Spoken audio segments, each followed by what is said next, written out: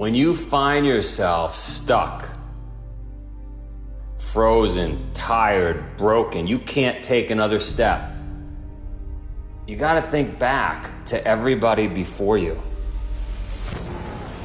I think about World War I, World War II, the Great Depression, Vietnam. People I know that are missing arms, legs. I know folks that had to cut their own fingers off. We see movies where someone had to cut his arm off to get to safety. Like, you need some reference point that is just much, much worse than where you are. And then it puts it in perspective, and you take another 5 steps, and another 5 steps after that, right? Because when you're having that pity party in your head, and you can't move forward, there's 5 million people that have it worse than you. There's 50 million people that have it worse than you. So stop complaining, take a few steps forward, and remember, you have 8 days left in you. So I'm in Alaska, it's 30 below, my eyelashes are frozen, and I'm just in a dark place. I'm in a place where I just want water, food, and shelter. I want to go home. I can't believe I put myself out here. And I start playing the tape in my head of how great it would feel if I could just get back home. But there's not an option. There's no option. I'm in the middle of nowhere.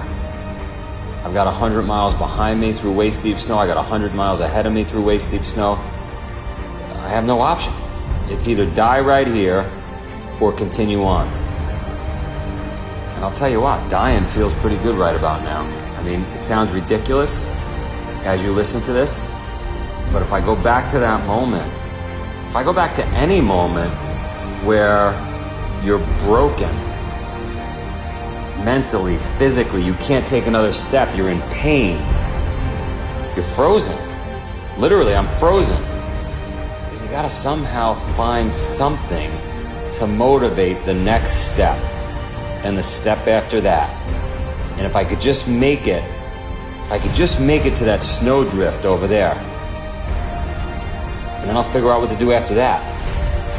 Even when you think you can't take another step, even when your mouth is dry because you haven't had water, you're eating snow, you're starving, you're burning 14,000 calories a day, you can't take another step, you have 8 more days in you.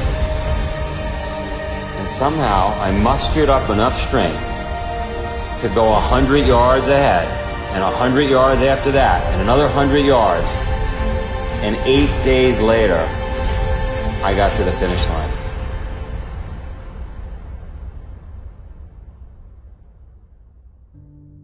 We definitely all stop before we have to.